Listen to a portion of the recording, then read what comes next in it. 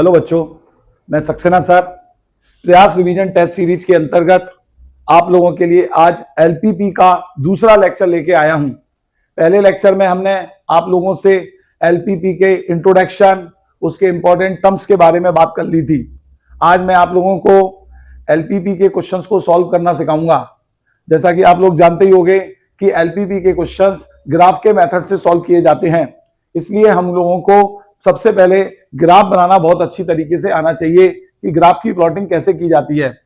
तो मैं यहां पर आप लोगों को चाहूंगा कि सबसे पहले आप लोगों को मैं थोड़े से ग्राफ की नॉलेज दे दूं कि ग्राफ कैसे बनाए जाते हैं, क्या उनका बनाने का क्राइटेरिया रहता है।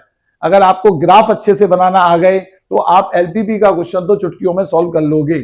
ठीक है, तो शुरू करते हैं बच्चों आज का लेक्चर। आज हम सबसे पहले आपको ग्राफ बनाना सिखाएंगे। ठीक है, तो देखें आप लोग, प्रयास रिवीजन टेस्ट सीरीज है ये आपकी, जिसके अंदर मैं एलपीपी का लेक्चर 2 लेने जा रहा हूं। लेक्चर 2 में सबसे पहले मैंने हेडिंग डाली है बच्चों, graph of different types of straight line, कि हम डिफरेंट टाइप की स्ट्रेट लाइन के ग्राफ कैसे प्लॉट करते हैं।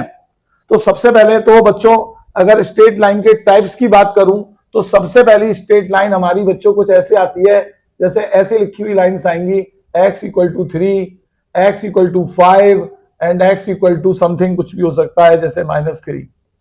तो सबसे पहले बात बच्चों, इन लाइन की खास बात क्या होती है।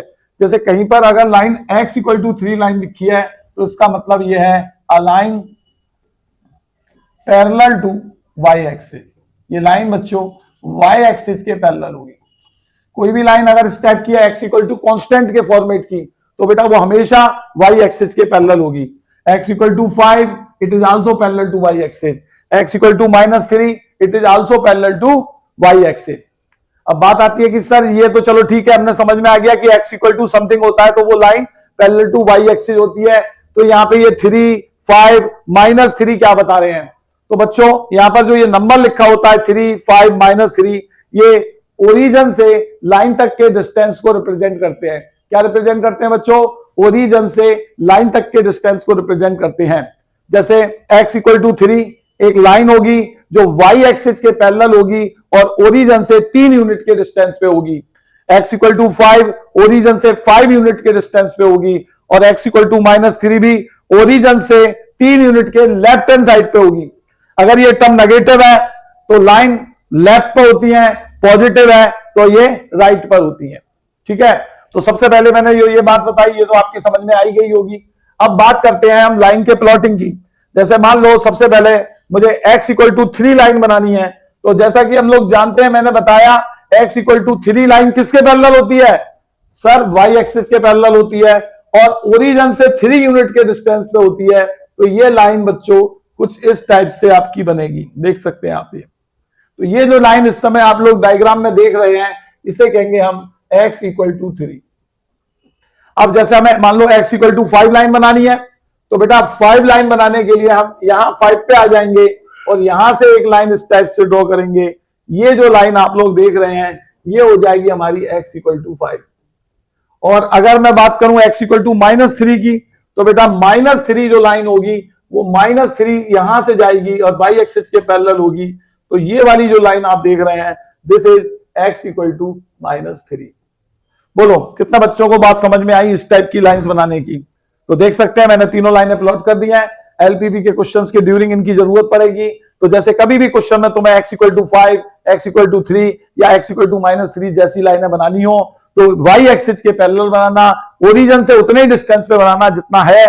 पॉजिटिव है तो राइट हैंड साइड पे बनाना, नेगेटिव है तो लेफ्ट हैंड साइड पे बनाना। नेक्स्ट लेते हैं अगले कैटेगरी में। हमारे पास लाइनें बच्चों ऐसी आती हैं, एक आएगी आपकी y = 2 या फिर आ सकती है y = 5 या फिर ऐसी हो सकती है y = -3। देखो पहले जो लाइन थी वो x = 2, x = 5, x = -3 थी। अब ये y है, अगर y होता है तो समझ लेना हमारी लाइन जो होती है वो पैरेलल टू x एक्सिस होती है बच्चों। किसके पैरेलल होती है? x एक्सिस के पैरेलल होती है।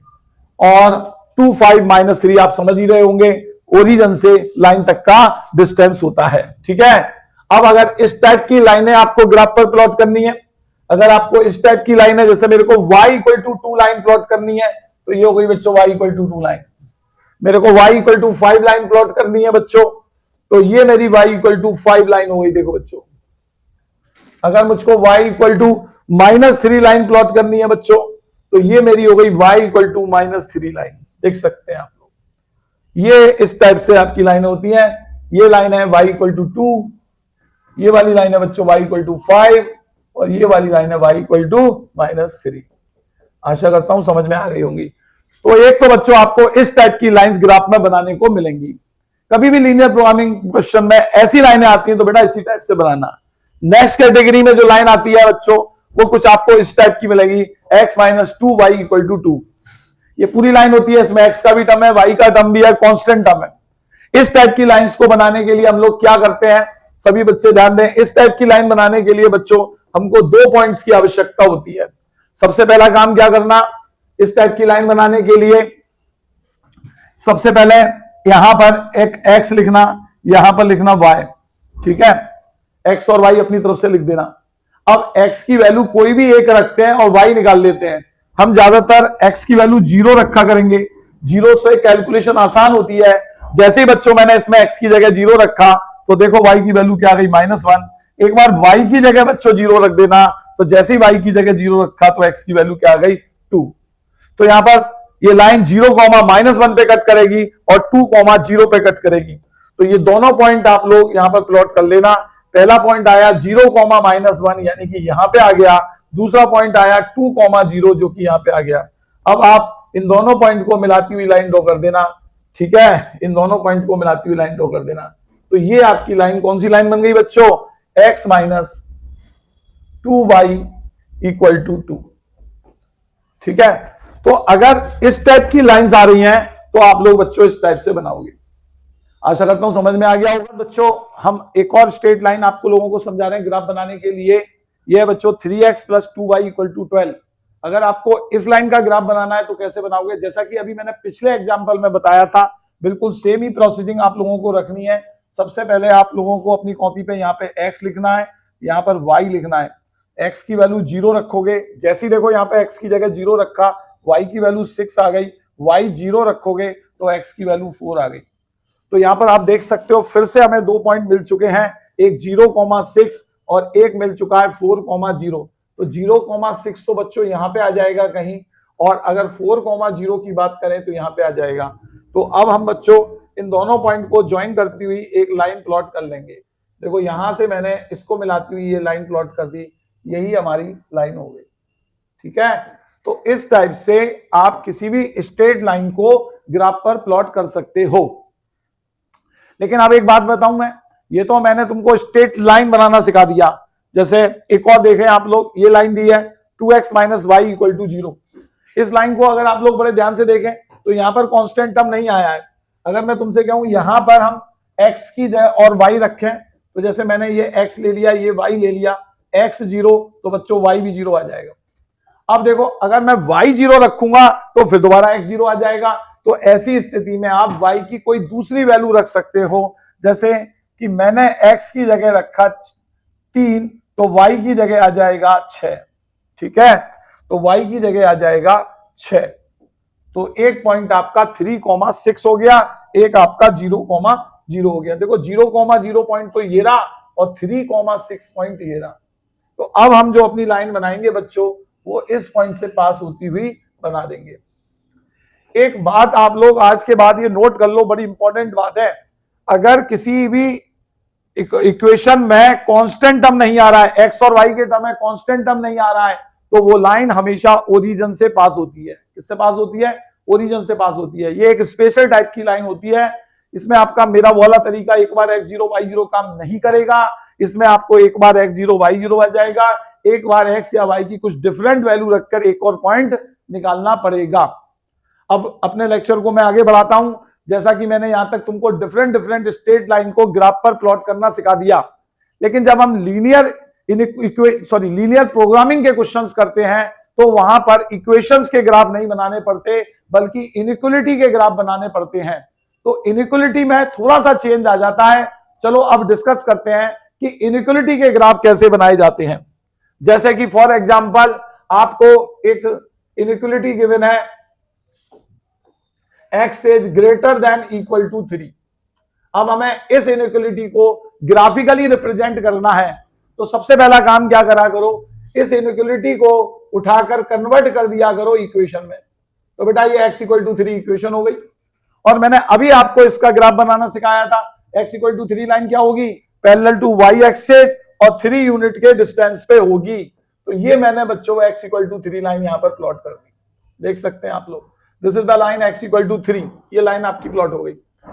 अब वो ये कह रहा है यहां पर x is greater than equal to 3 है, तो इसका मतलब x की जो वैल्यू है वो 3 हो सकती है या फिर 3 से बड़ी होती है। तो इस इनइक्वलिटी ने आप लोग देखो क्या करा, इस हमारे ग्राफ पेपर के दो पार्ट कर दिए, देखो ये वाले दो पार्ट हो गए। इस वाले पार्ट को हम लोग क्या कहते हैं, हाफ प्लेन। क्या कहलाया जाता है बच्चों ये वाला पार्ट, हाफ प्लेन, इसे कहते हैं हाफ प्लेन। और ये वाला इधर का भी जो होता है, एक इधर का हो जाता है, ये हाफ प्लेन। तो अब हमारे को ये डिसाइड करना पड़ता है कि जो हमारी इनइक्वलिटी का सॉल्यूशन है वो ये वाला हाफ प्लेन है कि ये वाला हाफ प्लेन है। तो यहां से साफ दिख रहा है, वो कह रहा है x is greater than equal to 3 होना चाहिए। तो बताओ कौन सा हिस्सा हाफ प्लेन हमारे इसको सेटिस्फाई करेगा, यानी कि वो वाला हिस्सा जहां पर x की वैल्यू 3 या फिर 3 से बड़ी होगी। तो यहां देख सकते हो सारी वैल्यू 3 या फिर 3 से बड़ी है। तो हम लोग क्या करेंगे, इस वाले हिस्से को शेड कर देते हैं इस टाइप से, एक अंदाजे से, जिससे टीचर को समझ में आ जाए कि हाँ भाई ये वाला हिस्सा हमारा आंसर हो जाएगा। ये हो गया x इक्वल टू 3, बस खत्म। थोड़ा ज्यादा भी कर सकते हो, पूरा होगा जितना भी हाफ प्लेन हुआ। अब जैसे कि मान लो हमें एक इनइक्वलिटी उन्होंने दे दी x equal to -1, x is less than equal to -1। तो अगर इसके कोरोस्पॉन्डिंग इक्वेशन बनाऊं तो बच्चों x इक्वल टू -1, इसकी अगर मैं लाइन प्लॉट करूं तो बच्चों क्या आएगी, इसकी लाइन प्लॉट करें तो बच्चों इसकी लाइन कुछ यहां पे आ जाएगी। अब वो क्या कह रहा है, x -1 से छोटा होना चाहिए। तो बेटा इधर वाला हिस्सा आंसर हो गया। तो आ रहा होगा आपको समझ में कैसे हम लोग इनइक्वलिटी के पार्ट्स को शेडेड करते हैं। तो ये प्रोसीडिंग होती है ग्राफ के अंदर इनइक्वलिटी के हाफ प्लेन को पता करने की। इसके बाद बच्चों जैसे कि एक आया y less than equal to 3, y greater than equal to 3, इसके कोरोस्पॉन्डिंग इक्वेशन क्या हो गई, y इक्वल टू 3। बेटा y इक्वल टू 3 लाइन बना लो, तो सर ये हो गई y इक्वल टू 3 लाइन। अब वो कह रहा है y 3 से बड़ा होना चाहिए, तो कौन सा वाला हाफ प्लेन काम करेगा, ऊपर वाला 3 से बड़ा। तो बेटा 3 से बड़े नंबर तो इधर ही आएंगे। क्या मेरी बात समझ में आ रही है? तो ये रीजन हो गया। जैसे तो ये बेटा तरीका होता है आपको क्वेश्चंस को करने का, किस तरीके से आप ग्राफिकली इनइक्वलिटी को सॉल्व करेंगे। कभी कभार बच्चों, ये तो हमारी बिल्कुल सिंपल इनइक्वलिटी की बात हुई, कभी इस टाइप की भी इनइक्वलिटी आ जाती है, माइनस का 2x प्लस का y less than equal to 4। तो सबसे पहला काम क्या करो, जब भी कभी ऐसी इनइक्वलिटी आए तो इसके कोरोस्पॉन्डिंग इक्वेशन लिख लो अपनी कॉपी पे, माइनस का 2x प्लस का y equal to 4 and now plot this equation. तो जैसे बताया था वैसे ही प्लॉट करना, x रखा 0, y आ गया 4, y रखा 0, x आ गया -2। देख सकते हैं आप लोग, x हमने क्या रखा बच्चों 0, तो y क्या आ गया 4, x क्या रखा 0, तो y आ गया 4, y 0, तो x -2। अब आप इस वाले पॉइंट्स को यहां पर प्लॉट कर दें। पहला आया x 0, y 4, यहां कहीं होगा बच्चों। दूसरा आया x -2, ये रहा, और y 0। अब आप इन दोनों पॉइंट को ज्वाइन करती हुई लाइन बना देना। लाइन को बेटा थोड़ा सा बनाते समय पहले पॉइंट को तो ज्वाइन कर ही दिया करो, और कोशिश ये करा करो कि वो लाइन आगे बढ़ जाए, थोड़ी सी क्या हो जाए, आगे बढ़ जाए, जिससे ये नहीं कि सिर्फ पॉइंट टू पॉइंट रहे, जैसे मैंने ये बना दिया। और जैसे ही वो लाइन बनाओ, वो कौन सी लाइन है वो लिख दो। ये लाइन है माइनस का 2x प्लस का y इक्वल टू 4, ये वो लाइन हो गई बच्चों, माइनस का 2x प्लस का y इक्वल टू 4। ठीक है, इतनी बात क्लियर हो गई। ये तो मैंने यार आप लोगों को अभी थोड़ी देर पहले ही समझाया था। अब मेन चीज आती है कि इस लाइन ने भी इस प्लेन के दो पार्ट कर दिए। ये एक इधर वाला हाफ प्लेन हो गया, देखो इस लाइन के इधर वाला ये हाफ प्लेन हो गया, हाफ प्लेन, और एक बच्चों इस वाली लाइन के इधर की साइड हाफ प्लेन हो गया। ये देखें आप लोग। अब बात ये आती है, ये डिसाइड करना है कि ये इनइक्वलिटी कौन से हाफ प्लेन से सेटिस्फाइड होगी, इधर वाले से या इधर वाले से। तो उसका पता करने के लिए हम लोग क्या करते हैं, अपनी इच्छा से एक पॉइंट ले लेते हैं। यहां पर मैं अभी ले ले रहा हूं, टेक अ पॉइंट ओरिजन 0,0। कौन सा पॉइंट ले लिया मैंने अपनी इच्छा से? 0,0। बच्चों 90% केसेज में आप 0,0 से काम कर सकते हो। सबसे बेस्ट पॉइंट होता है, कैलकुलेशन की कोई जरूरत नहीं होती, बिल्कुल सिंपली हो जाता है। बात समझ में आ रही है कि नहीं आ रही है? पॉइंट 0,0 ले लिया। उसके बाद आगे देखें, ये वाली आपकी इनइक्वलिटी है, ठीक है। तो अब आप क्या करें, ये 0,0 यहां पर रखेंगे।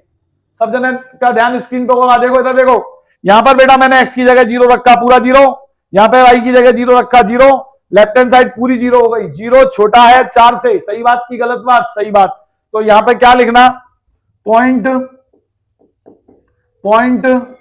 0,0 satisfy given in equation, ठीक है। तो पॉइंट 0,0 इस गिवन इक्वेशन को सेटिस्फाई करता है। समझ में आ गई? ये वाला पॉइंट 0,0 इस गिवन इन इक्वेशन को सेटिस्फाई करता है। तो हम यहां पे लिख सकते हैं, यहां लिख दे रहा हूं, उधर जगह नहीं है बच्चों मेरे पास, यहां लिख दे रहा हूं मैं। So in equation represent the half plane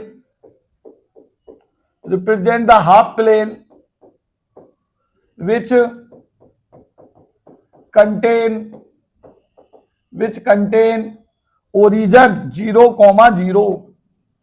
बोलो बात समझ में आई कि नहीं आई? तो कौन सा हमारा आंसर हो जाएगा? जो ओरिजिन को कंटेन करता है। तो बेटा इधर वाला हिस्सा जो आप लोग देख रहे हैं, ये हमारा सॉल्यूशन रीजन हो जाएगा इस इक्वेशन का। ये बेटा मैं सेपरेट सिखा रहा हूं, कोई नहीं बढ़ाएगा आप लोगों को ऐसे, सीधे बस सवाल ही करा देते हैं, एक लाइन इधर से खींची, एक लाइन उधर से खींची। ये मैं आपको बहुत ही बढ़िया तरीके से एक एक ग्राफ को सिंगल प्लॉट करना सिखा रहा हूं। तो ये बेटा इसका हाफ रीजन हो गया। आया कुछ समझ में कि नहीं आया, कैसे काम करना है? इसके बाद बच्चों ये प्रोसीजिंग हम लोगों की रहती है चेक करने की। जैसे एक और एग्जांपल जिससे और तुम्हारा थोड़ा क्लियर हो जाए, ये एक इक्वेशन दी है x + y = 3। सबसे पहले हमने इसके कोरस्पॉन्डिंग इक्वेशन लिख ली। तो बेटा इसके कोरस्पॉन्डिंग इक्वेशन हो गई x + y = 3। यहां x लिखा, यहां y लिखा, x0 y3 y0 x3। Point हमारे आ चुके हैं। इन पॉइंट को हम लोग बच्चों मार्क कर ले रहे हैं। एक है x0 y3, यहां आ गया कहीं। दूसरा पॉइंट है x3 y0। इन दोनों पॉइंट को मिलाती हुई हमने एक लाइन प्लॉट कर दी बच्चों। ये देखें आप लोग, ये जो भी लाइन है वो लिख देना यहां पे x + y = 3। अब बात फिर वही आती है कि इसने दो हाफ प्लेन में डिवाइड कर दिया, तो कौन सा वाला हाफ प्लेन इससे सेटिस्फाई होगा? तो वही पुराना काम, आप पॉइंट ले लो, टेक अ पॉइंट 0,0। देख लें बेटा क्या 0,0 इसे सेटिस्फाई करेगा? आओ चलो पता कराएं। जैसे ही मैंने यहाँ पे x की जगह 0 रखा, 0 हो गया, y की जगह 0 रखा, 0 हो गया, एंटायर साइड 0 हो गई। 0 बड़ा है 3 से, इसका मतलब क्या हुआ? Not satisfy. तो क्या लिखना? It is clear 0,0 not satisfy given in equation, ठीक है। So in equation represent half plane not containing origin, ठीक है। और बेटा कौन सा वाला हाफ प्लेन हो जाएगा? वो हाफ प्लेन जिसमें ओरिजिन नहीं आएगा। तो आप लोग देख सकते हैं कौन सा ऐसा प्लेन है जिसमें ओरिजिन नहीं आ रहा है। तो ये वाला हिस्सा आपका आंसर हो गया। इसे बच्चों कुछ किताबों में ओरिजिन टेस्ट के नाम से भी जाना जाता है, पर लेकिन मैंने आपको ओरिजिन टेस्ट की बात नहीं करी है। नॉर्मली बेटा किसी भी पॉइंट को लेकर चेक कर सकते हैं, चाहे बेशक कोई सा भी हो, लेकिन 0,0 सबसे खास रहता है, क्योंकि 0,0 से जो हम मैनिपुलेशन करते हैं वो बड़ी जल्दी से हो जाती है और पता चल जाता है ये पॉइंट सेटिस्फाई कर रहा है या नहीं कर रहा है, ठीक है। इसके बाद बच्चों ये आप लोग देखें, एक क्वेश्चन लिया है मैंने, find graphically the maximum value of the function subject to constant and non negative constant. इस टाइप की बच्चों एक क्वेश्चन आप लोगों के एग्जाम में आता है। पूरी एलपीपी आपको फॉर्मुलेट करके वो दे देगा, बस अब वो कहेगा इस ऑब्जेक्टिव फंक्शन की, कभी क्वेश्चन में कहता है मैक्सिमम वैल्यू निकालो और कभी कहता है मिनिमम वैल्यू निकालो, और ये वो हमारे साथ रिस्ट्रिक्शंस होते हैं, कंस्ट्रेंट होते हैं, जिनको ध्यान में रखते हुए हमें काम करना पड़ता है। तो अब आप लोग, मेन सवाल तो बेटा अब शुरू हुआ है, उससे पहले तो मैंने आप लोगों को ग्राफ बनाने की नॉलेज दे दी थी, जिससे कि अब मैं जब ग्राफ बनाऊंगा तो आपको चीजें समझ में आएंगी। ठीक है, तो चलो स्टार्ट करते हैं। बिल्कुल बोर्ड पैटर्न से मैं आप लोगों को सिखाने की कोशिश करूंगा। जैसे ही क्वेश्चन एग्जाम में ऐसा आए, सबसे पहला स्टेप आप अपनी कॉपी पे लिखना ऑब्जेक्टिव फंक्शन। क्या लिखोगे बच्चों? Objective function. और देख लो भैया ऑब्जेक्टिव फंक्शन क्या दिया हुआ है। ऑब्जेक्टिव फंक्शन को बच्चों हम लोग कैपिटल जेड से रिप्रेजेंट करते हैं, जो क्वेश्चन में दिया है 5x प्लस का 2y। ठीक है, 5x प्लस का 2y, और बेटा इसे हमने करना है मैक्सिमाइज, ऐसे लिख देना। फिर उसके बाद अगले स्टेप में आते हैं सब्जेक्ट टू कंस्ट्रेंट। ये लिखना पड़ेगा बेटा, subject to constraint. Subject to constraint की अगर बात करें तो बेटा पहला कंस्ट्रेंट हमको दिया है x minus 2y less than equal to 2। दूसरा कंस्ट्रेंट दिया है 3x plus 2y less than equal to 12, और तीसरा कंस्टेंट दिया है माइनस का 3x प्लस का 2y less than equal to 3, because these are the three subject to constant. और तीसरे स्टेप पे लिखना non negative constant, non negative constant, constants. ठीक है, नॉन नेगेटिव कंस्टेंट क्या होते हैं? x greater than equal to 0, y greater than equal to 0। तो ये बेटा पहला स्टेप आपका आ जाएगा। एक तरीके से पूरा क्वेश्चन दोबारा से आपकी कॉपी पे आने वाला है, आप लोग इस टाइप से उतार लेना। लिखने में कंजूसी मत करना बेटा, ढंग से लिख के आना, प्रॉपर मार्क्स मिलते हैं। कभी ये क्वेश्चन 3 मार्क्स में और कभी बोर्ड में ये 5 मार्क्स में आता है। पहला स्टेप जब आपका खत्म हो जाए तो दूसरा स्टेप क्या होगा, सुनना ध्यान से। दूसरे स्टेप में सबसे पहले आप क्या करना, इन जितनी भी हमारी ये इक्वेशन दी है, कंस्टेंट दे रखी है, इसके कोरस्पॉन्डिंग इक्वेशन लिखना। ठीक है, तो यहां पर मैं लिख दे रहा हूं corresponding, corresponding, corresponding equation two given constraint. ठीक है, ये सारी की सारी इक्वेशन आ जाएंगी। तो बेटा पहली इक्वेशन हमारी आ गई, यहां लिख दे रहा हूं मैं x minus 2y equal to 2। दूसरी कंस्टेंट आ गई 3x प्लस का 2y इक्वल टू 12, और तीसरी कंस्टेंट आ गई माइनस का 3x प्लस का 2y इक्वल टू 3। बोलो समझ में आया? 3 कंस्टेंट थी, तीनों के अकॉर्डिंग मैंने इक्वेशन लिख ली। 2 होंगी तो 2 लिख लेना, 3 होंगी तो 3 लिख लेना, 4 होंगी तो 4 लिख लेना। दूसरा काम, यहां पर आप इस टाइप से x लिखेंगे, y, ठीक है, और x और y की वैल्यू डाल के पॉइंट फाइंड कर लेंगे। जैसे मैंने x 0 रखा बच्चों तो y की वैल्यू -1 आ गई, y 0 रखा तो x की वैल्यू 2 आ गई। यहां पे आ जाते हैं बच्चों, x और y की वैल्यू रख लेते हैं, जरा ध्यान से देखना। x यहां पे 0 रखा तो y की वैल्यू 6 आ गई, y 0 रखा तो x की वैल्यू 4 आ गई। यहां पे आ जाते हैं बच्चों, x और y की वैल्यू रखते हैं, x 0 रखा तो y की वैल्यू 3/2 आ जाएगी, और अगर y 0 रखा तो x की वैल्यू -1 आ जाएगी। तो ये आपके तीनों के तीनों कंस्ट्रेंट पर मैंने इक्वेशन में कन्वर्ट कर x y z के लिए प्लॉटिंग के लिए 2-2 पॉइंट्स तो निकाल ही लिए। अब हाल के हाल बच्चों आप लोग क्या कर लो, ओरिजिन टेस्ट, वो मैंने बताया था ना कि इस वाली इन इक्वेशन का हाफ प्लेन किधर की तरफ होगा, इसका हाफ प्लेन किधर की तरफ होगा, वो हाल के हाल ही पता कर लो। ठीक है, तो उसमें ऐसे लिख लेना, टेक अ पॉइंट 0,0। अब देखो क्या 0,0 इस इनइक्वालिटी को सेटिस्फाई करता है, दिखाने की जरूरत नहीं होती, अपने मन में देख लेना बस, सेटिस्फाई करता है कि नहीं करता है। देखो यहां 0 रखो, यहां 0 कर रहा है, तो take a point 0,0, it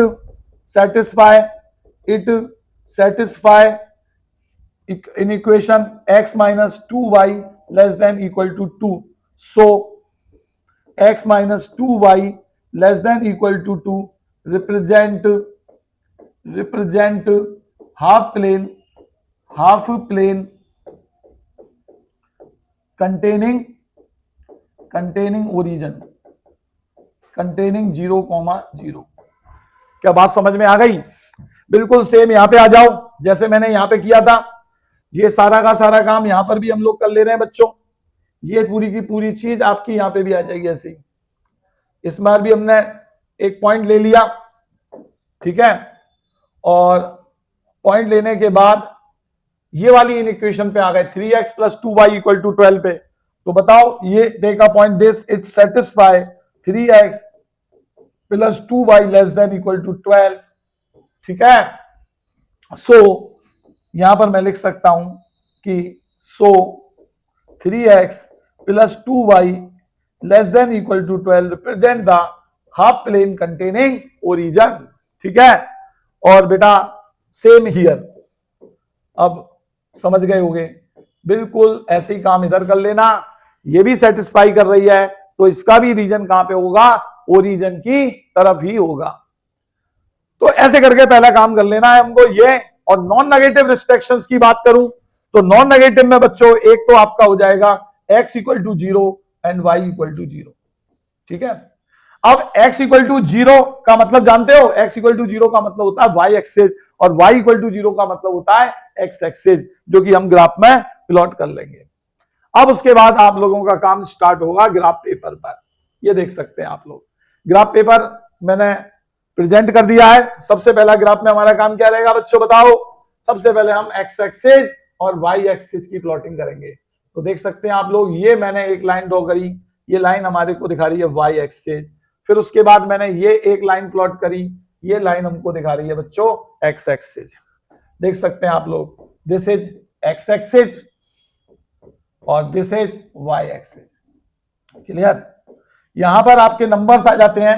numbers में जैसे 1 2 3 4 5 6 7 8, यहां हो जाएगा 0 -1 -2 -3 -1 -2 -3 1 2 3 4 5 6 7, ठीक है।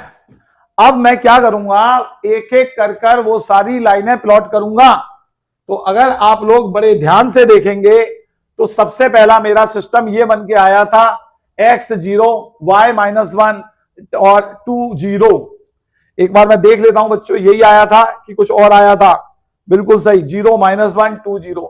तो बच्चों देखो 0 -1 पॉइंट कहां पे आएगा? बोलो जल्दी से, रेड कलर से डॉट लगा रहा हूं। 0 -1 0 -1 जीरा, देखो x0 y -1 और एक आया था x2 y0, ये पॉइंट हो गया। अब हम इस पॉइंट को मिलाती हुई एक लाइन प्लॉट कर देंगे। ये देख सकते हैं आप, ये वो लाइन हो गई। लाइन को आप जितना चाहे उतना लंबा बना सकते हैं, कोई दिक्कत नहीं है, पीछे की तरफ खींच दें। हाल के हाल जैसे ही लाइन बनाएं, ये अपनी जिम्मेदारी समझें कि उस लाइन की इक्वेशन को इसके ऊपर मार्क कर दें। तो उस लाइन की इक्वेशन इसके ऊपर क्या थी? x - 2y = 2। तो यहां पर मैंने लिख दिया x - 2y = 2। क्या बात समझ में आ रही है? अब दूसरी बात आती है कि इसका, अब इस लाइन ने दो हाफ प्लेन कर दिए। तो अभी बताया था इसका हाफ प्लेन किधर की तरफ था? जहां पर ओरिजिन कंटेन कर रहा था। तो बेटा ओरिजिन कंटेन करने वाले रीजन की तरफ आप लोग यहां पर बड़े ध्यान से देखना, ओरिजिन कंटेन कर रहा था। तो एक सेकेंड, इस साइड पर आप एक एरो लगा देना, जिससे हमें समझ में आ जाए कि हमारा जो आंसर है वो इधर वाला हाफ प्लेन है, जिससे हम भूले नहीं, इधर वाला हाफ प्लेन है। ठीक है, आ गई बात समझ में? अब हमने लिया दूसरी वाली लाइन, दूसरा जरा देखो, x0 y6, ये हो गया बेटा x0 y6। दूसरा पॉइंट था x4 y0, ये हो गया बच्चों x4 y0। इन दोनों पॉइंट को ज्वाइन करती हुई मैंने एक लाइन प्लॉट कर दी बच्चों। देखें आप लोग, ये मैंने इन दोनों पॉइंट को ज्वाइन करती हुई एक लाइन प्लॉट कर दी। इसे थोड़ा सा आगे ले रहा हूं। जैसा कि मैंने बताया था, जैसे ही लाइन प्लॉट हो जाए, ये कौन सी लाइन है, ये कौन सी लाइन है उसकी इक्वेशन जरूर लिख देना बेटा, नहीं तो गड़बड़ हो जाती है। ये लाइन हो गई 3x + 2y = 12।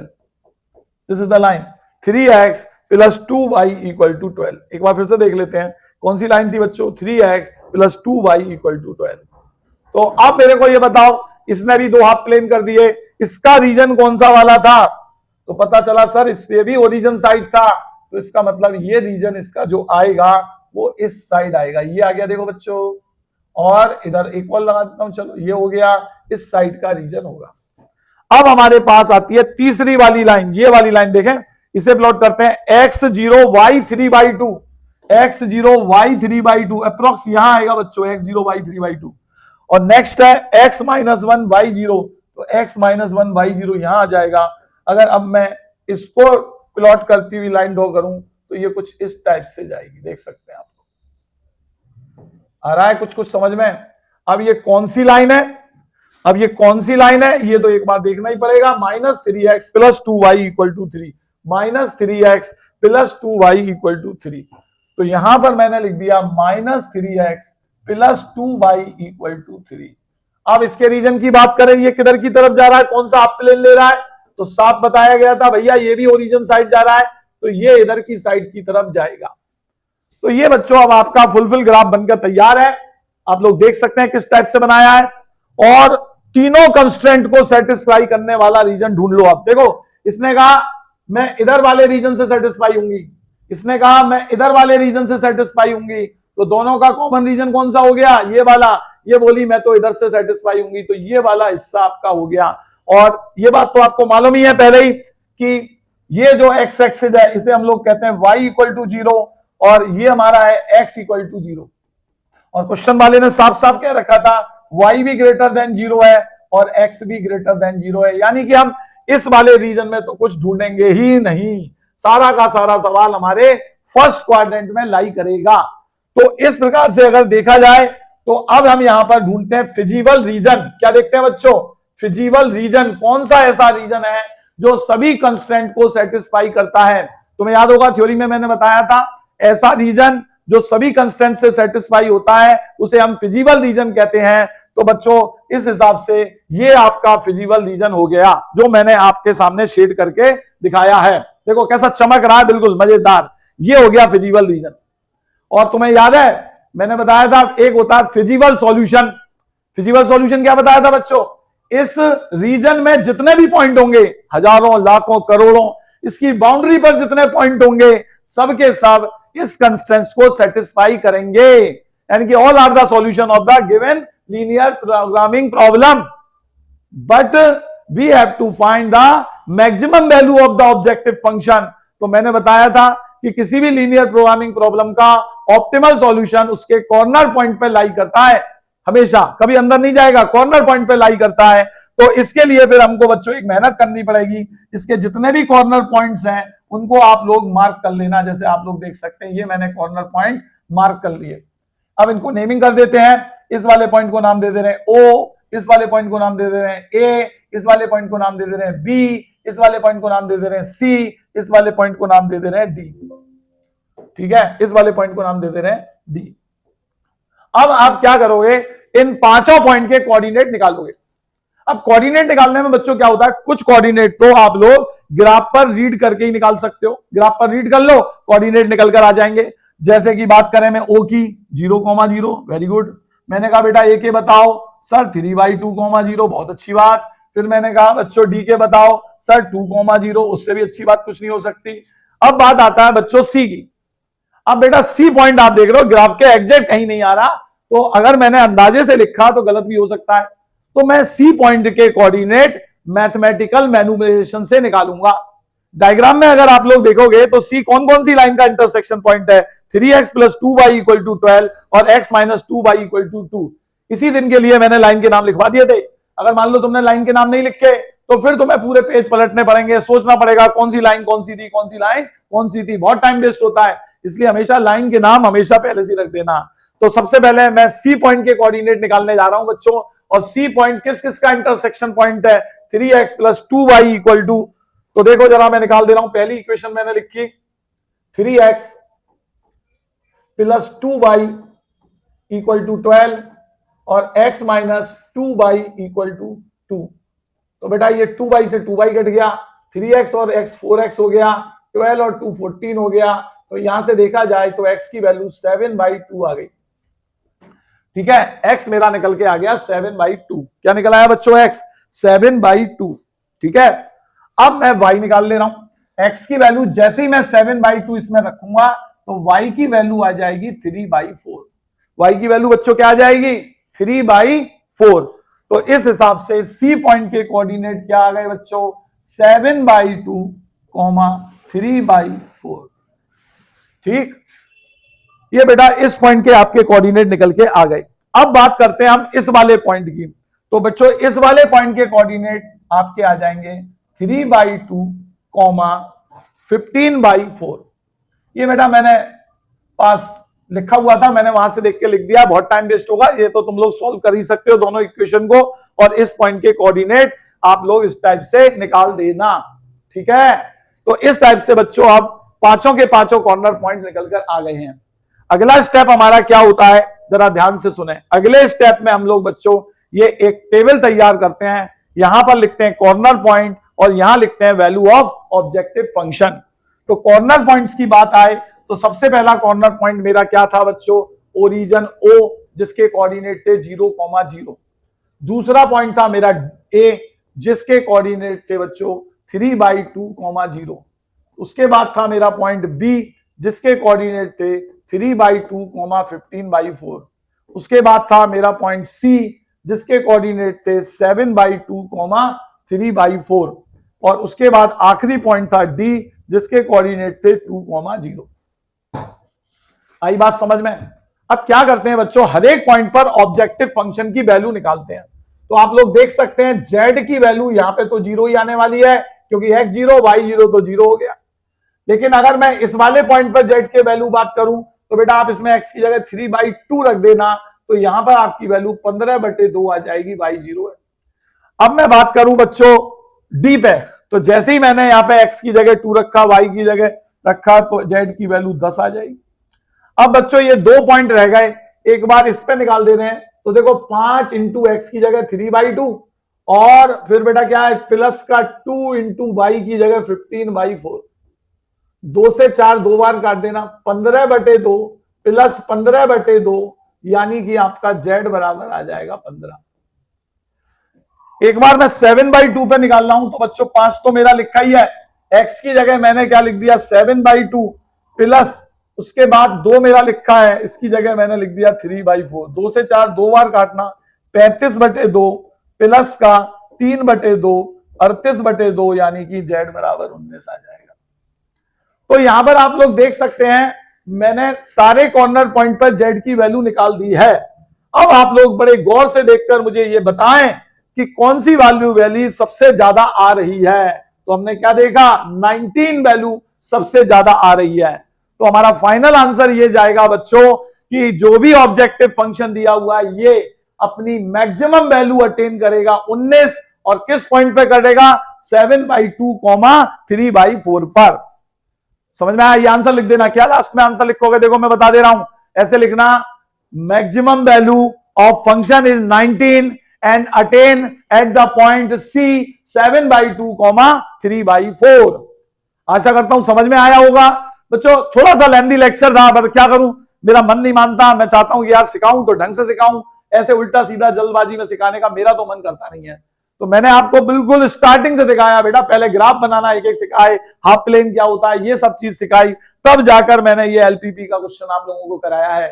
अगर आपने बड़े ध्यान से देखोगे ना तो कमजोर से कमजोर बच्चे को भी ये सारी बातें समझ में आ जाएंगी, और वो 3 नंबर लेकर आएगा ही आएगा, या 5 नंबर। ठीक है, इसी के साथ आज का लेक्चर बच्चों खत्म करते हैं। अगले लेक्चर में मैं आप लोगों के लिए कुछ LPP के बहुत बढ़िया बढ़िया MCQ लेके आऊंगा जो बोर्ड में पूछे जाते हैं। Thank you.